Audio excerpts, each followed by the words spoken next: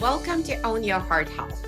I'm Dr. Regina Druz, your holistic cardiologist. This week, we will dive into common heart health concerns, uncovering root causes, and unpacking scientific discoveries and controversies.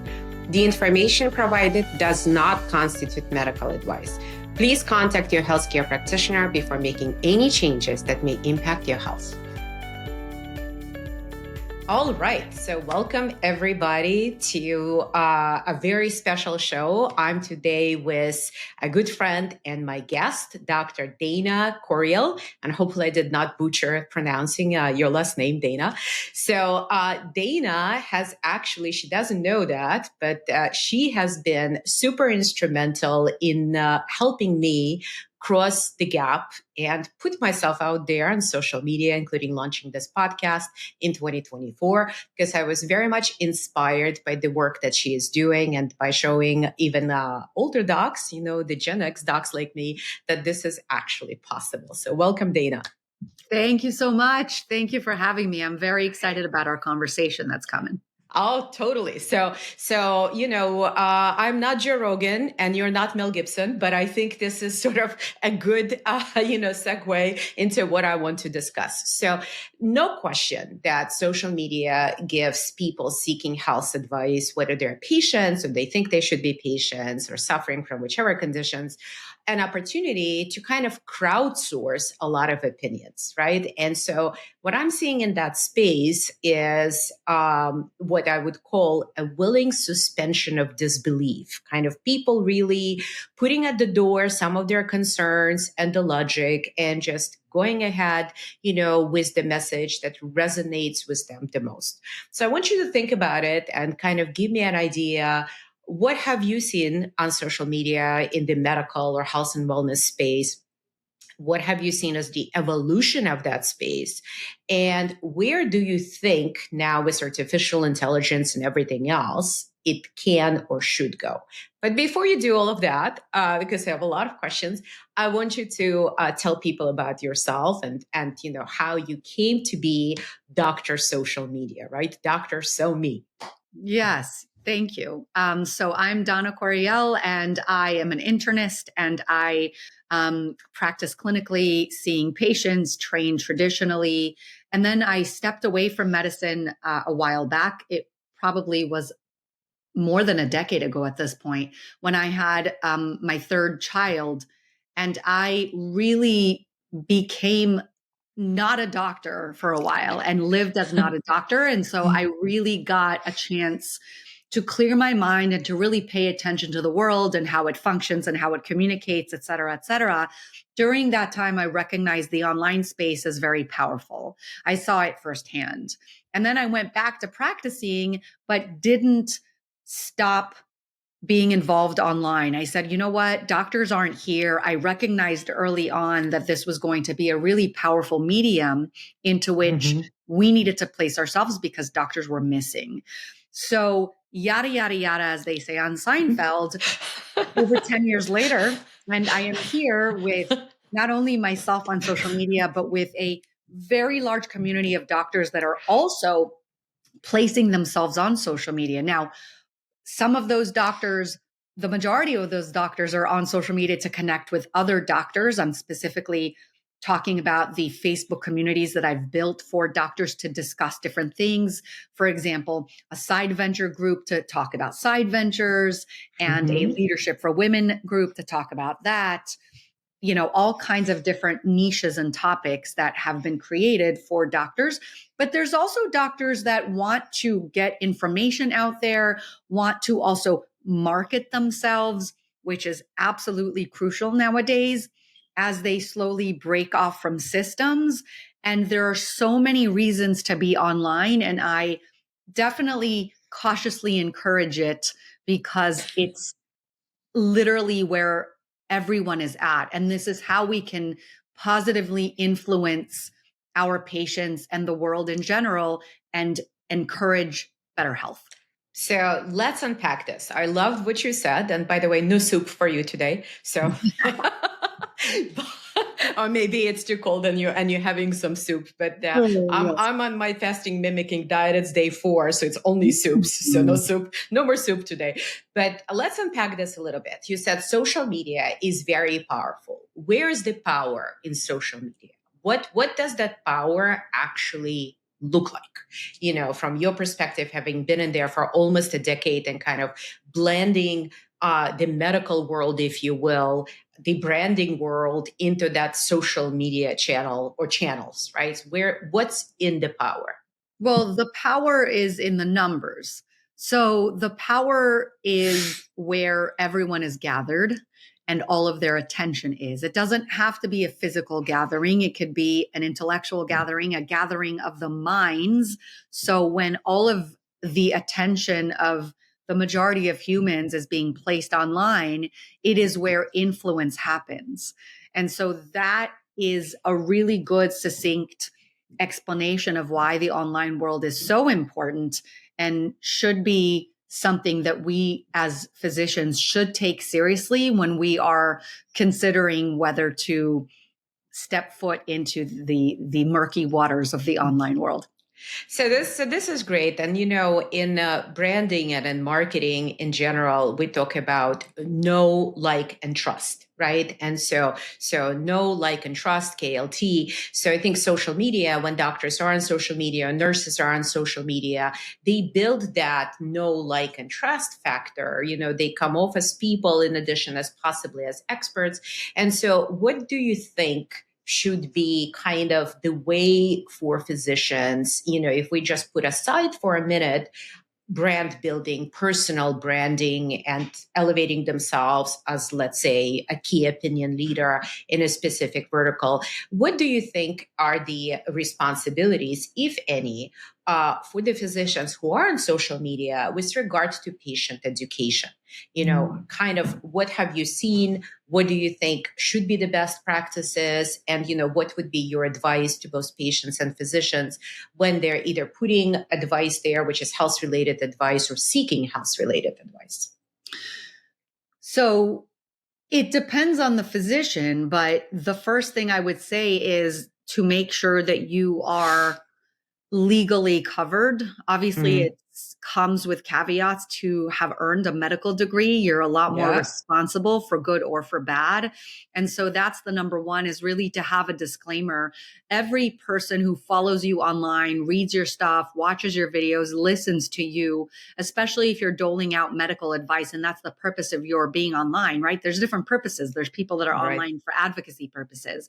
They should be covered because every person who's watching should take that information that they're learning back to their own doctor.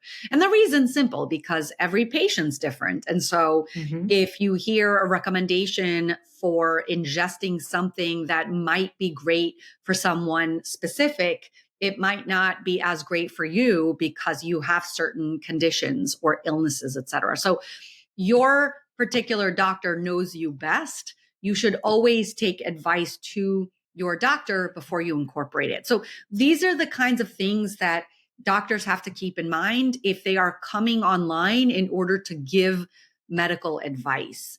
And along those lines, medical advice should be more general. I mean, you can give instances, you could give case reports, and people need to then apply um, that to their lives only if they have spoken to their own doctor. So again, Mm-hmm. lots of caveats online. Depends on what you're going online for, but that's the beauty of it, is that you can curate so many different kinds of presences online, and it really can be fun if you view it that way. So true, true, true. So do you think that malpractice carriers should be covering physicians for whatever generic medical advice they actually put out online? Should this, in this day and age where so many people are online and we are struggling in many ways to kind of document the sources, or how I would put it, the veracity of the information, right? The fact checking of information. As you mentioned, there is tremendous influences, right? We're having battle over TikTok at the level of the United States government, and there's some really powerful sources involved. Meta has suspended one of their fact-checking policies, whatever those things are, there is an opportunity to exert tremendous influence through social media message amplification. So even if it's a generic advice, should malpractice carriers allow or have some sort of a clause to help doctors to bring verifiable and actually real information into the social media domain to cut through the noise and all this clutter that we see out there? Yes, I think that this is an evolving field. I do think that attention needs to be brought to this in order to really figure out our place within this sort of new world. Is it going on now? We're at the initial stages of figuring this out. I can tell you that when I first delved into social media waters, I reached out to my healthcare lawyer to sort of make sure that he packs it up tightly for me, just in terms of making sure that my employer knows that I'm on social media, that I own the brand that I am building. That's really important in autonomy creation. And the lawyer just was like, what are you talking about? Just practice medicine and don't worry about this stuff. And it was really so much of a new thing at the time that it almost was a ridiculous concept to him. And he couldn't really understand where I'm coming from. And nowadays, fast forward 10 plus years, I've heard of many instances where physicians start a brand online and their intellectual property is challenged by the hospitals that employ them because they say that they should somehow, have ownership to it. And that's why it's really important to write down in contracts. I know this is different than malpractice insurance, but it's still sort of within the same legalities and contracts and making sure that you own you. So these are all things that you should be thinking about as a physician. Absolutely, there should be some coverage, whether it's a disclaimer that a lawyer helps you come up with, or it's maybe some malpractice carrier that can be there just in case you get in trouble. But I also want to bring up that uncomfortable and weird double standard that exists between the fact that when doctors kind of talk about things online, they should be so afraid to do so. Whereas when the general public is talking out loud and giving advice, like Kim Kardashian doesn't think twice about giving advice, but we have to. So isn't that ironic, the way that society has created this reality where the doctors don't want to do it because they're scared to be sued, but celebrities will do it in a heartbeat because they're not going to be sued. They're right. There is no liability. So this is very interesting because, as a matter of fact, just yesterday, I was in a conversation and a visit with a patient, and, is an established patient. He's been with us for almost a year at this point. We've done a lot of work. He's an educated individual. He has a family member who sort of is involved in health and wellness space. And so this patient has serious cardiac conditions. He is on big duty medications, including blood thinners, has a pacemaker. So, so this is not a type of a person where you would say, oh, just go do your thing and, and it all work out.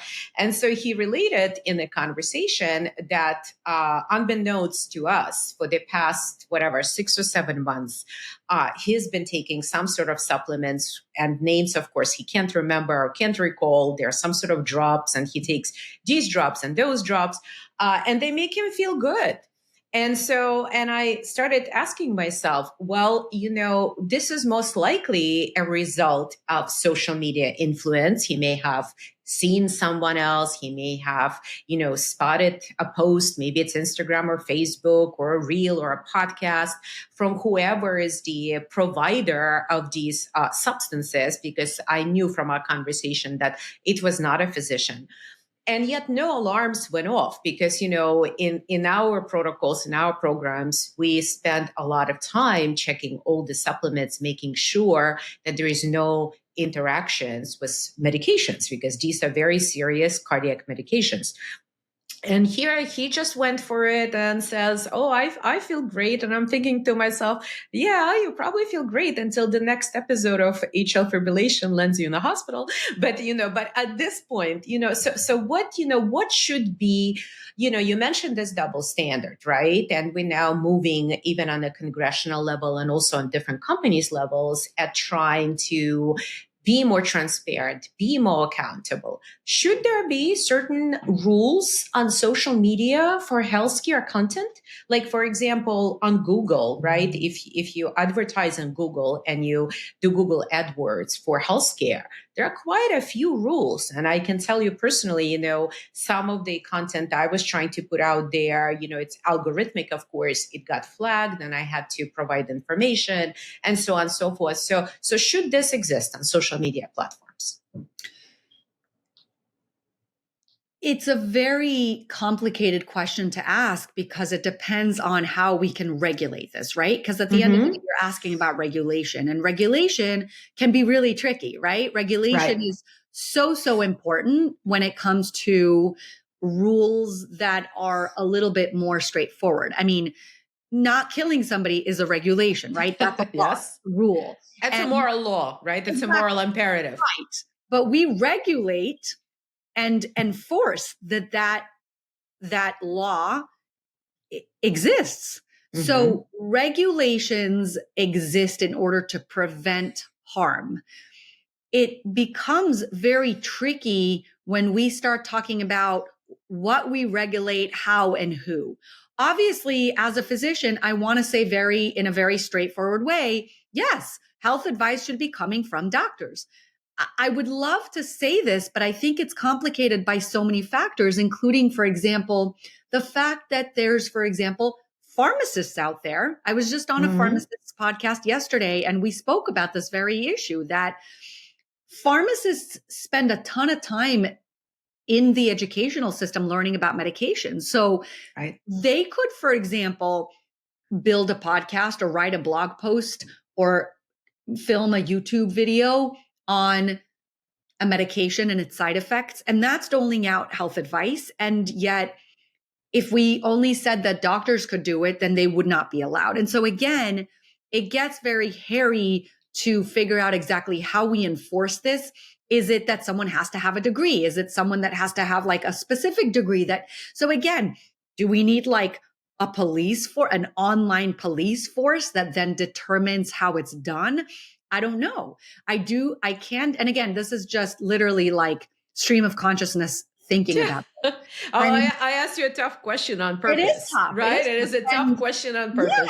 Yeah, it is tough. And I can tell you that right now, the people that are making those decisions, so the people that are the equivalent of these police task forces are the owners and the boards of the platforms themselves. So like Elon Musk and Mark Zuckerberg are deciding what goes and what doesn't go. Now, they're trying to do away with that. For example, Elon Musk said no censorship. But what you're then seeing on X is like a lot of hatred, a lot of, racism and anti-Semitism and things that we really never had to see before, so out in the open and now lauded by so much of society that we're going, wait a second, there's a lot of hatred out there. Yeah. That's the problem is, do we censor? Do we regulate? Is there a difference between the two?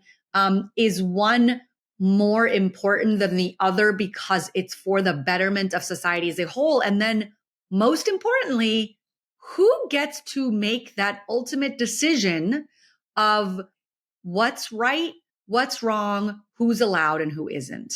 And so that's my answer, is that it's very complicated. I would love to see more regulations because I would love to see people not succumbing to bad advice that they get online. But I do think it's very complicated to do. It is. And, I don't think that physicians should be the only ones on social media. I think there should be a multitude of people, right? The healthcare ecosystem is so diverse.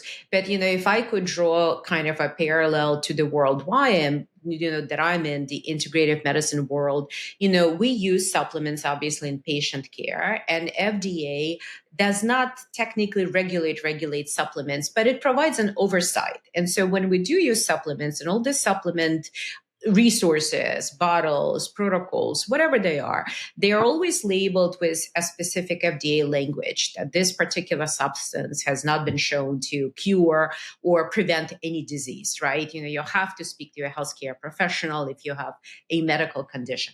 So I feel like if the healthcare content on these platforms was potentially, you could indicate on a platform when you post, just like you do with the podcast, is your content explicit? Is it for younger audience? Is it for a more mature audience?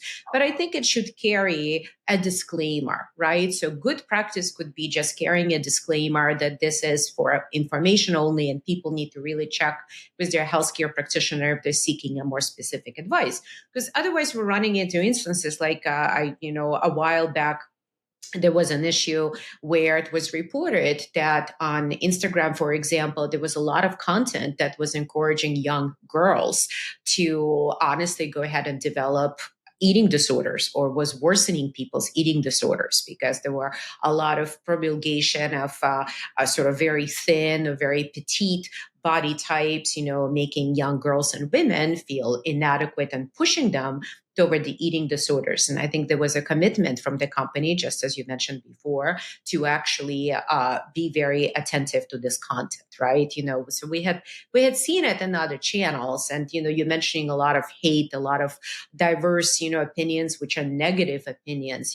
That exists in healthcare space as well, right? It's not just political, because there are literally food fights happening every single day on social media platforms, and sometimes they get really, really ugly. And it comes from professionals. It's happening on X, it's happening on Meta, whatever place you're looking at. So so do you think that this is something that potentially could work? Are you doing it? If you are delivering health advice, what are you actually saying, kind of before and after?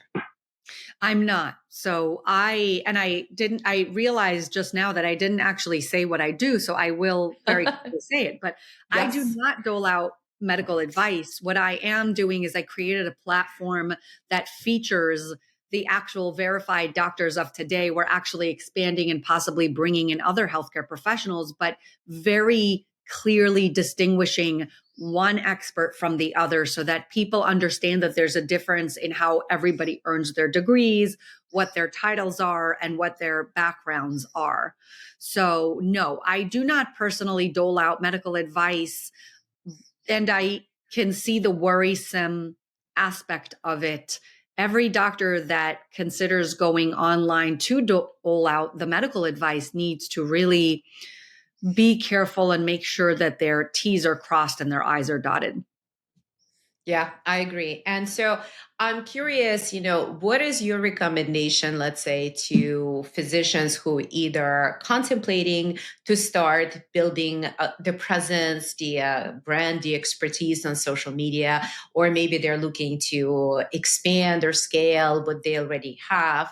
Kind of what are the best places, the good practices that you could point people to and say, this is, number one, what you should or shouldn't be doing, right?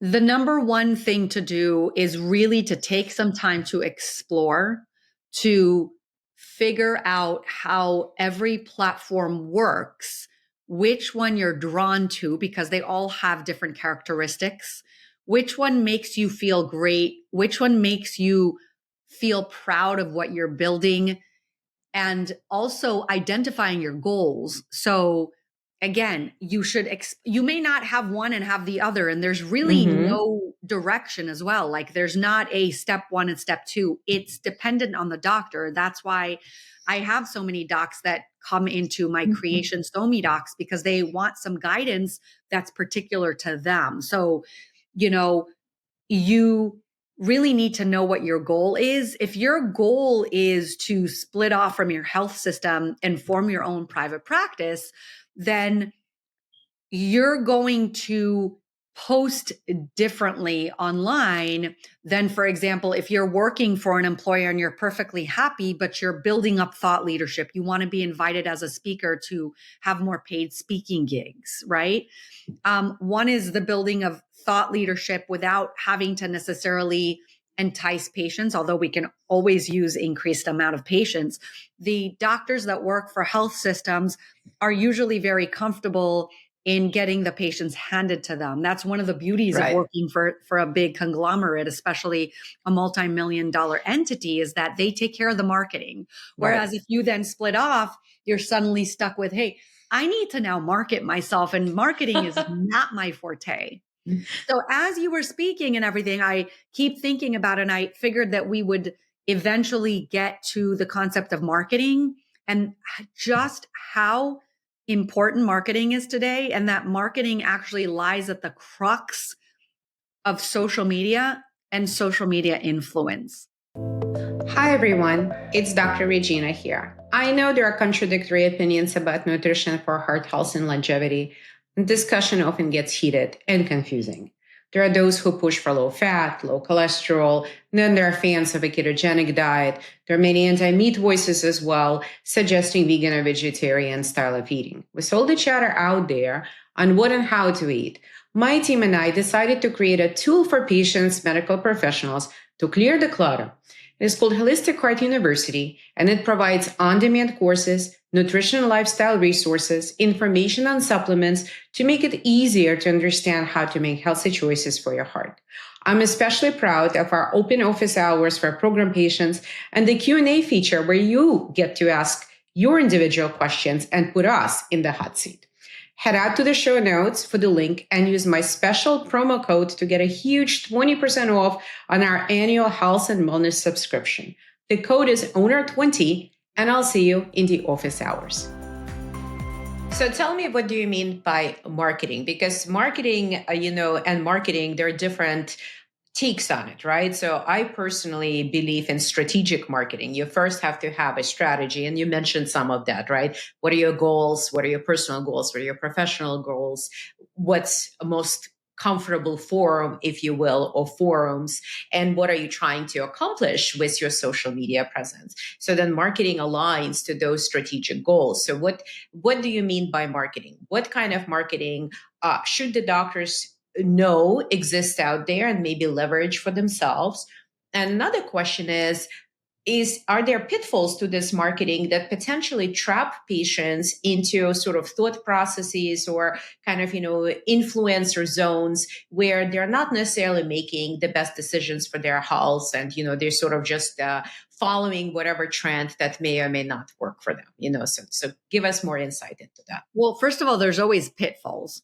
Right? The world isn't black and white. People also don't always understand what you're trying to say. Sometimes people assume things, or they interpret things the wrong way, and unintended consequences can happen. So there's always that, and there's always the possibility of pitfalls.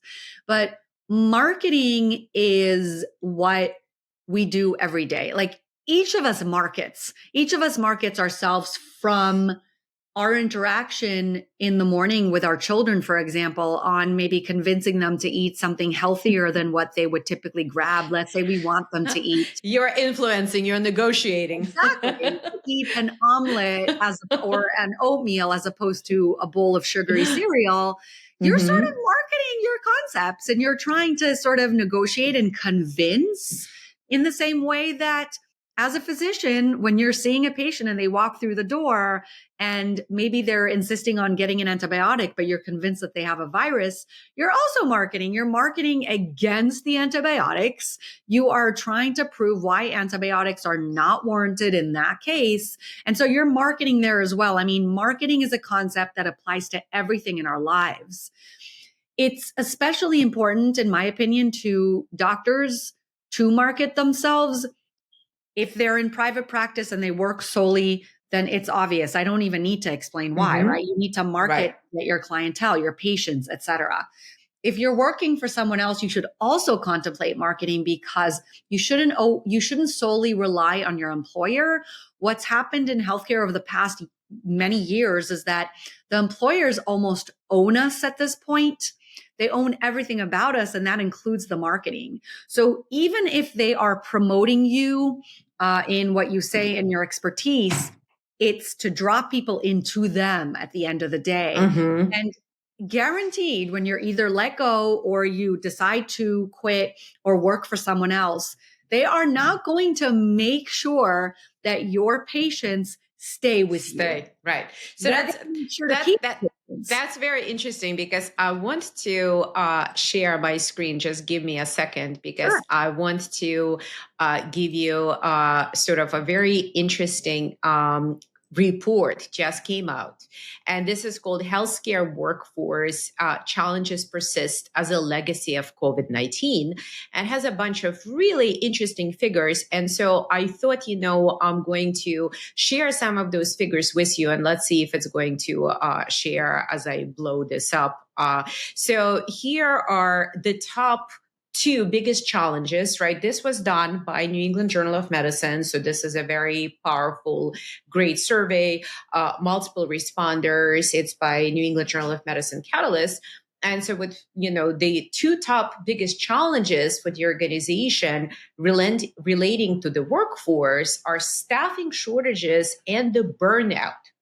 So do you think, with all of this, with the staffing shortages and the burnout, would social media compound this, or would social media in some way or form potentially alleviate this? Do we have any information, any experience that allows us to understand, the doctors who have gone into the social media domain, what is it exactly that, they are seeing? Do they do it as a way to combat burnout and to overcome some of these limitations? And in addition, another very interesting figure here, let me provide it. So there was this kind of summary quote that there is a lot of frustration for physicians and nurses, and they perceive the practice of medicine, and you mentioned it, as corporate, right? Where everything that you produce, even your thought leadership, potentially could be owned by an institution or a corporation. And it's a production pressure, there is a lack of autonomy, and there is a lot of distrust in the leadership being able to deliver certain things for us. And so this, for example, here, this little leadership figure, so leadership and administration trust, and I thought, I'm going to see if I can blow it up a little bit. Maybe it will let me do this, hopefully. So maybe a little less. So you could see here that, whether it's in the United States or outside of the United States, the negative sentiment is increasing. So what do you think? How does social media, is social media building the negative sentiment? Should we use social media to improve this? How does it fit? That's a very general question as well, because it depends on how you're using social media. So social media has the capacity to influence us in many, many ways. It does allow us, it does provide us a medium in which we can connect very rapidly, and we can build on advocacy for the things that cause burnout. So one example is what I'm doing with SoMeDocs, and the fact that we run conferences every month. I do that because I saw a need to not have to fly everywhere, to constantly network and meet new people and collaborate to actually bring about change. For me, it's, a lot of times it could be a waste of time. It could be a waste of resources and money. And for me, making impact is just about connecting quickly and coming up with solutions. So from that perspective, social media is great because it can help us to bring about change. But sure, it could probably contribute to burnout, either because social media itself is exhausting and overwhelming and sort of leads to FOMO, et cetera, but also because it shows doctors that others like them are suffering. And so it legitimizes to some degree their suffering. Exactly. The burnout and their feeling of frustrations. And so they say, okay, it's not only me, I'm not the only one. And, in one way it makes them feel better. And in another way, it might actually give them that push to bring about change in their lives. Hi, everyone. It's Dr. Regina here. Many of my colleagues and I are noticing patients coming to us with self-ordered blood tests. When this trend started to gain momentum, I thought it would benefit many patients. After all, who doesn't want more access to health testing? However, I see that self-ordered labs often lead to more confusion and frustration for our patients. Patients are coming in with a pile of labs, and sadly, they're not better off for it. This is why we at Holistic Heart Centers have launched Heartwell Toolkits, a curated collection of blood and genetic markers that one can get at home, focused on heart and brain health, gives you all the data you need to make informed and actionable health decisions. The toolkits can be ordered at our shop on holisticheartcenters.com. You can find the link in the show notes. Use the code TESTING10 to get 10% off and free shipping. But it also provides a certain level of a community. Like, for example, if you follow some of the, curated social media collections, let's say Sensible Medicine or any other comparable ones, there's a sense of community. There's some degree of alignment in how people think. And that is very helpful, because when you are stuck in the grinder of corporate medicine with a burnout at nearly 70%, you need that level of support. So let's switch, and talk about, let's say, from a patient perspective, right? There is no question in my mind that many patients or adults in general, especially, you probably see it in your kids, I see it in my kids, obviously I'm a physician, and if they have a medical issue, they may ask for an advice, and I'll give them an advice. And, years ago, I think maybe 10 years ago, when they were younger, now they're all young adults, I remember my son came and said, "Mom," he said, "you were right."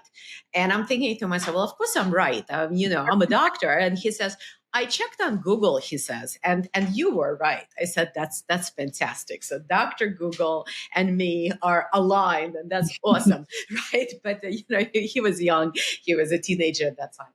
But let's say for patients who are seeking to crowdsource through social media some of the health advice, especially right now when some of the big search engines that serve up those social media posts and content are leading into what's called search generative experiences, a generative AI experience, right?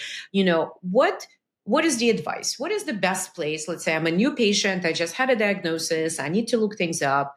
What's the best place where you could probably find at least a higher proportion of true medical information, as opposed to being influenced by influencers and all sorts of noise around medical I have topics. the perfect answer for that, because that's literally what I've built.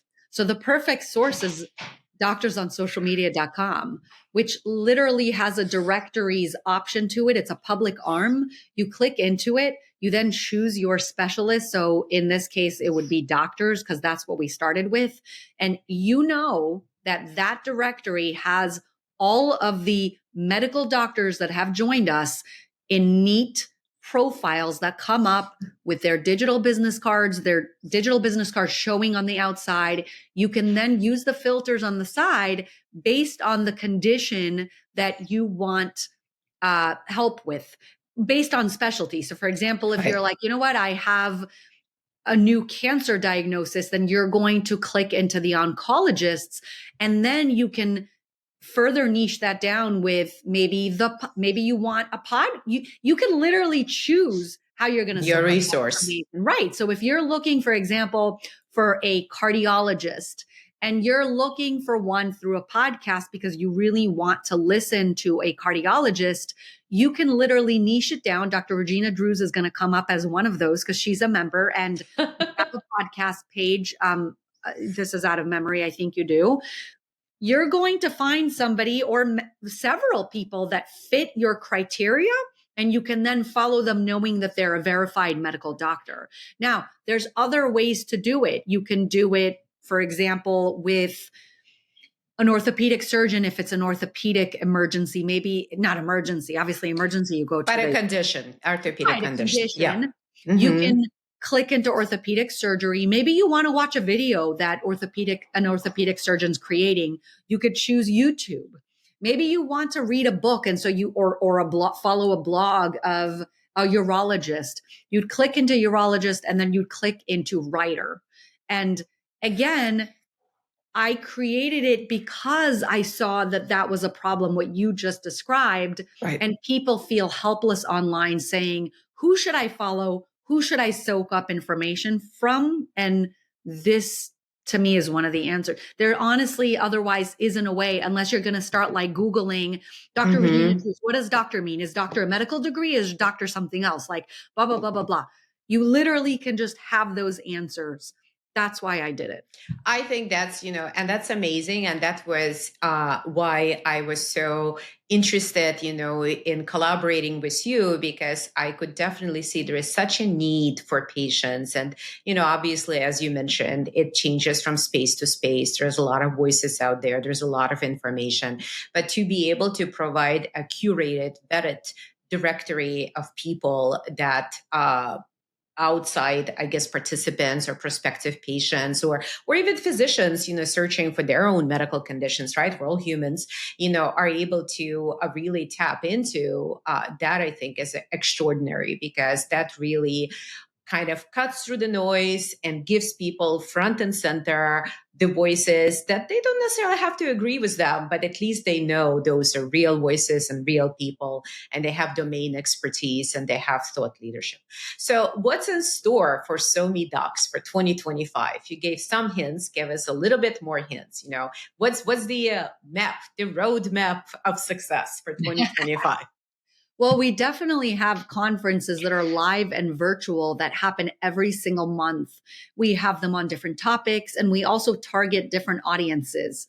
So some of them are for specifically healthcare professionals, and others are for the general public. And that includes the healthcare professionals that want more. That's really exciting. We've got conferences from menopause to writing in healthcare to private practice to obesity medicine and AI, et cetera. So there's really something for everyone. That's basically coming up for 2025. But of course, we also have a community of members. So we have membership options for different people, for doctors, for students, for experts, for doctors. And I'm really looking forward in 2025 to expand that, bring in new things. We have a new SEC, SoMeDocs coaching cohort for consultant coaches, lots and lots of different new things. So looking forward to getting more people involved and figuring out really how to help docs build brands and be happier utilizing their degrees. And I think you are definitely, I agree with it, because the evolution, I think, right now is from sort of, open access internet with social media and various levels of information to these more curated and very often protected, right? Protected or paywalled community spaces. And, we had a lot of success at the Holistic Heart Centers running our own community. It's called Holistic Heart University, where, we put out curated content for both patients and professionals, and we have educational opportunities, we have affiliate opportunities, and just the forum to interact. And I can say that for my patients personally, it's been a great bonus and a benefit, because I got to see the sides of them that you don't necessarily see, in a more traditional, even if it's virtual medical encounter. So, definitely this, I think, is the way things go. And I think the really valuable part of it is preserving that human to human interface, because the more I deal with AI and, I deal with a lot of it, the more valuable I think it becomes, that human connection, that opportunity to build a network of like-minded individuals and just, grow, scale and grow. So we will have some links, obviously, in the show to SoMeDocs. So if you are a physician, or I guess you also now work with pharmacists, correct? And maybe nurse practitioners, Eventually, I'm not sure yet. Not yet. But yes, but soon. I mean, right now it's doctors and students and experts for doctors. We will see how we branch out after that. All right. So 2025 will be the year of growth for social media doctors, or SoMeDocs. Please follow Dr. Dana Corriel on her social channels, and again, Dana, thank you so much for being a lovely guest and for giving us, the inside look at the social media for physicians and for patients. And thank you so much for having me. You got it. Hi to all professionals listening to us today. If you're thinking of launching a cardiometabolic or integrative cardiology program in your practice, we can help. At the Holistic Heart Centers, we help docs in practice to expand into hybrid or concierge services. Head out to the show notes and click on the application link. Your intro call is entirely free. Ready to schedule a practice review? Use code DOC10 for 10% off our Practice Power Hour 16 minutes coaching session. The link is in the show notes. Thank you for tuning in to Own Your Heart Health with Dr. Regina Druz. This podcast is powered by Holistic Heart Centers. If you enjoyed the show, please rate and review us on your favorite podcast platform. To learn more about our services, visit holisticheartcenters.com and subscribe to our YouTube channel. The link is in the show notes. See you next week.